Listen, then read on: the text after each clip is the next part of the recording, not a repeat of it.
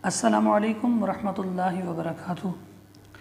आज के लेक्चर में हम पैराग्राफ बनु उमैया के दफ्तर आमाल में और आखिर में है उनके अक़वाल व अफ़आल पर नुक्ताचीनी करते थे कि सियाक़ व सिबाक़ के हवाले से तशरीह पढ़ेंगे। इस पैराग्राफ को आप सब बच्चे निकाल लें। मनाक़िब उमर बिन अब्दुल अज़ीज़ पेज नंबर 3 का दूसरा पैराग्राफ है। पैराग्राफ को मुकम्मल पढ़ने की ज़रूरत नहीं है, लेकिन ये कि आप बच्चे इस वीडियो को पॉज़ करके पैराग्राफ को पढ़ लेंगे, उसके बाद फिर इस वीडियो को चला लेंगे। तो अब इसके बाद हम आगे पढ़ते हैं।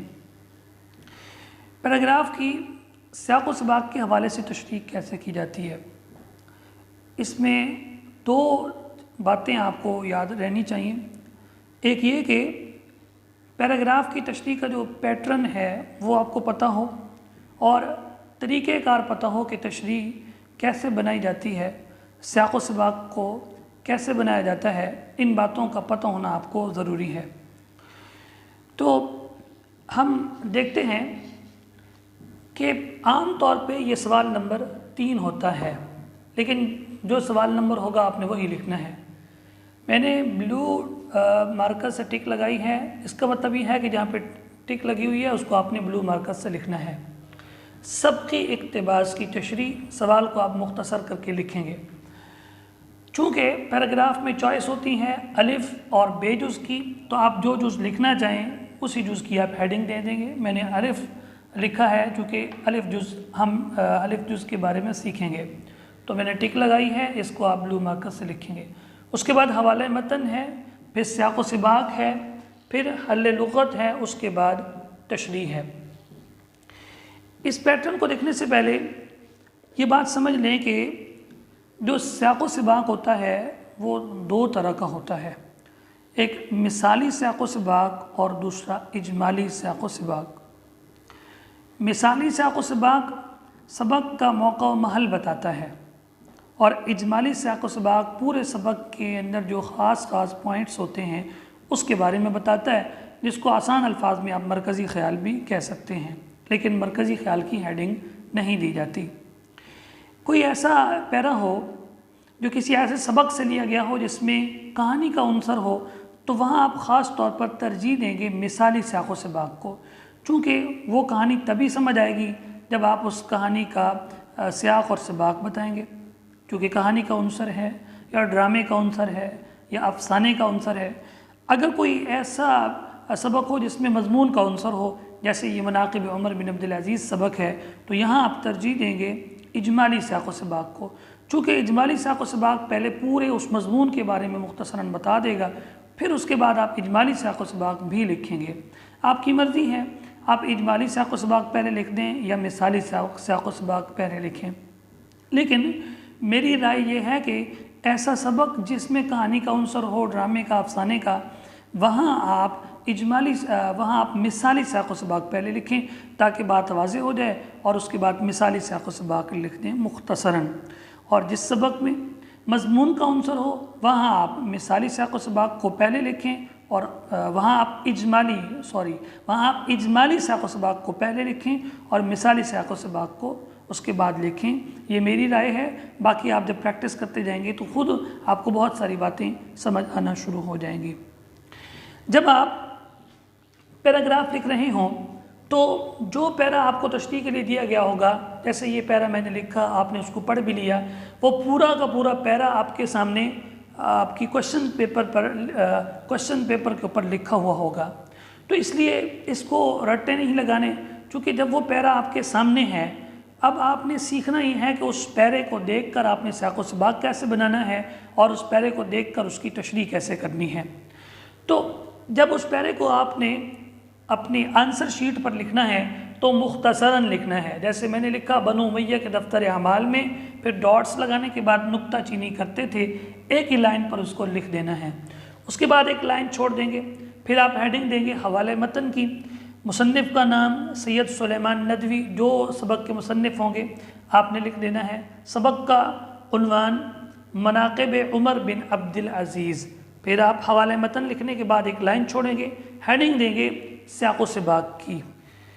इस पैराग्राफ का साक़ व सबाक़ आप कैसे निकालेंगे। जो उसूल मैंने आपको बताया, मिसाली और इजमाली साक़ व सबाक़ का कहाँ कहाँ तरजीह देनी है, उस उसूल को अपने ज़हन में रखिए और फिर मेरी बातों को तवज्जो से सुने।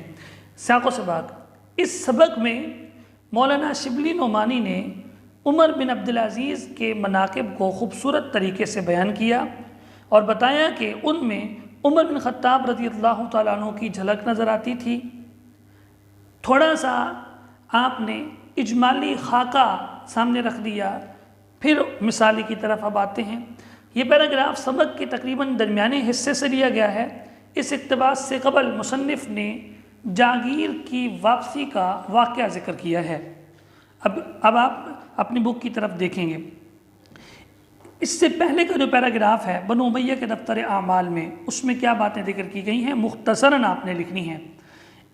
एक तो ये कि जागीर की वापसी का वाक़या बयान किया गया। दूसरी बात आपको नज़र आएगी कि इब्ने सुलेमान, जिससे उमर बिन अब्दुल अज़ीज़ अपने बेटों की तरह चाहते थे, वो अपनी जागीर की सनद लेकर आ गए और कहते हैं कि ये फ़लाँ जो ज़मीन आप मुसलमानों को, लोगों को वापस कर रहे हैं, मुस्तहिक जो असल इसके मालिक हैं उनको वापस कर रहे हैं, तो ये मेरे पास सनद है, ये ज़मीन मेरी है।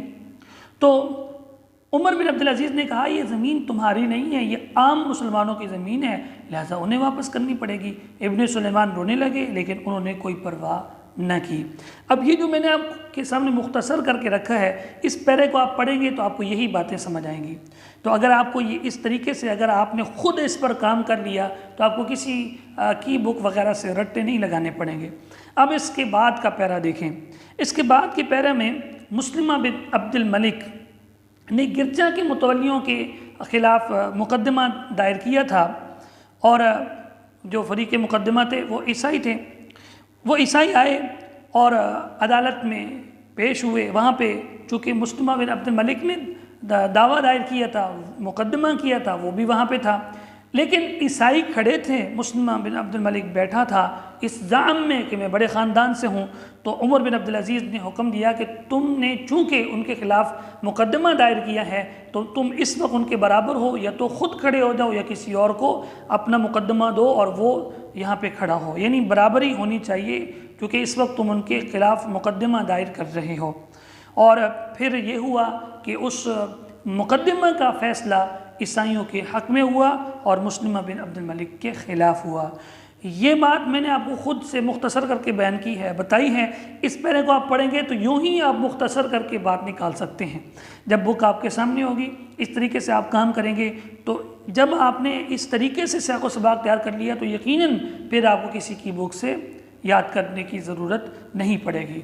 तो यहाँ तक हमने साक़ व सबाक़ मिसाली और इजमाली ख़ुद तैयार भी कर लिया और किसी की बुक से हमने सहारा भी नहीं लिया। इसके बाद आप लोगों ने जो काम करना है वो है हल्ल लुग़त। हल्ल लुग़त इसलिए कि जो आपका ये सवाल चेक कर रहा होगा, जो कि सेकंड ईयर में दूसरे नंबर पर सबसे ज़्यादा नंबरों का सवाल है। पहले नंबर पर 20 नंबर का सवाल है मज़मून का, और वो भी बड़ा मज़े का सवाल है, फ्री के आपको नंबर मिलेंगे, इंशाल्लाह उसको अपने वक्त पे पढ़ेंगे। दूसरे नंबर पे जो सबसे ज़्यादा नंबर दिलाने वाला सवाल है, बड़ा आसान सा सवाल है साक़ व सबाक़ के हवाले से तशरीह का। तो इसको अच्छा इंप्रेशन डालने के लिए आपने हल्ल लुग़त की हेडिंग देनी है। पैराग्राफ में से मुश्किल अल्फाज चुनकर आप लोगों ने उनके माना लिख लेने हैं। उसके बाद फिर आप तशरीह की तरफ आएंगे, तशरीह की हेडिंग देंगे। ये बात ध्यान में रखिए कि अगर साक़ व सबाक़ लिखते हुए जगह बच जाए तो उसी एक पेज पर साक़ व सबाक़ के नीचे हल्ल लुग़त भी लिख दें। जगह ना बचे तो फिर अगले पेज पर लिख दें। लेकिन ये बात ज़रूरी है कि तशरीह को हमेशा न्यू पेज से शुरू करना होगा। तशरीह उमूमन असल इबारत से 3 गुना होनी चाहिए।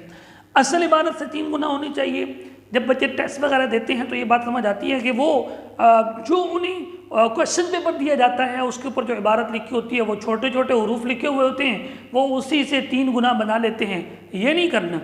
3 गुना बनाने के लिए आपको जो इबारत तशरीह के लिए दी गई होगी उस इबारत के उस इबारत के अल्फाज को आप गिनना शुरू कर देंगे। पहली आप एक लाइन गिन लेते हैं, उसके बाद 3 लाइनें होती हैं, तो एक लाइन में जितने अल्फाज बनेंगे आगे 3 लाइनें जो बन रही होंगी उनके साथ ज़रब दे देंगे तो आपके पास एक तादाद आ जाएगी। या फिर ये कि आप इस तरह करें, सरसरी तौर पे ना का, की, के, से वगैरह, भी वगैरह को छोड़कर आप अल्फाज को गिन लें, उनकी जो तादाद बनेगी उसकी फिर 3 गुना जो होगी वो आपने तशरीह लिखनी होगी। वो तादाद टोटल आपके पास जो आ जाएगी, 40 आते हैं तो उसके 3 गुना आप कर लेंगे, 20 आते हैं तो उसके 3 गुना कर लेंगे, जितना बनेगा उसके 3 गुना आपने तशरीह लिखनी होगी। अगर आपको ये बात समझ आ गई तो अब आपको 3 गुना में कन्फ्यूजन नहीं रहेगी। आपने तशरीह उमूमन असल इबारत से 3 गुना होनी चाहिए। अगर पैराग्राफ में किसी ऐसी बात या वाक़या का जिक्र हो जिसकी तफसील सबक में मौजूद हो तो वो तफसील आप लिख सकते हैं, यानी वो वाक़या उस सबक के अंदर जो लिखा गया है उस वाक़े को आप लिख सकते हैं, तफसील लिख सकते हैं जो सबक के अंदर दी गई होगी। तशरीह करते वक्त आप तमाम सबक से फ़ायदा उठा सकते हैं, सबक से हट कर लिखने की इजाज़त नहीं है। ऐसा नहीं है कि आप अपनी तरफ से उस पैराग्राफ की तशरीह शुरू करें और आपको तशरीह करते हुए कोई बात समझ आती है, आप अपनी बात को मजबूत करने के लिए कोई हवाला दे देते हैं, शेर लिख देते हैं, कोई हदीस लिख देते हैं, कोई आयत लिख देते हैं।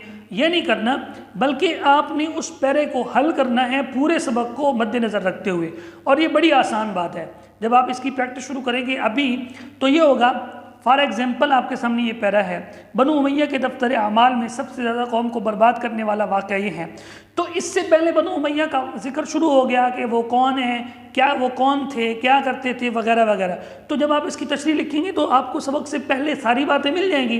तो जब आप पैरे की तशरीह कर रहे होंगे, एक दफ़ा प्रैक्टिस के लिए आप देख कर बेशक कर लें, तो आप पीछे इस सबक के आप औराक को खंगालेंगे, वहाँ आपको नज़र आ जाएगा बनु उमैया कौन है, उनकी तफसील आप लिख लेंगे। इस सबक के बाद फिर आपको कुछ ना कुछ बातें नज़र आ जाएंगी। तो पूरा सबक आपके सामने है, उस सबक को मद्देनज़र रखते हुए आपने उस पैराग्राफ की साक़ व सबाक़ के हवाले से तशरीह करनी है। और तशरीह की आपको मैंने बता दिया क्या हद होनी चाहिए। और फिर चाहे खुलासा हो, चाहे साक़ व सबाक़ हो, चाहे नज़मों की तशरीह हो, चाहे गज़लों की तशरीह हो, कभी भी रट्टे लगाने से कुछ भी नहीं आता और बग़ैर प्रैक्टिस से कुछ भी नहीं आता। प्रैक्टिस करेंगे तो इंशाअल्लाह 3 से 4 असबाक़ की प्रैक्टिस करने के बाद, इसी तरह नज़्म और गज़लों में आगे प्रैक्टिस करने के साथ साथ आपको ख़ुद ब खुद इस पर दस्तरस हासिल होना शुरू हो जाएगी।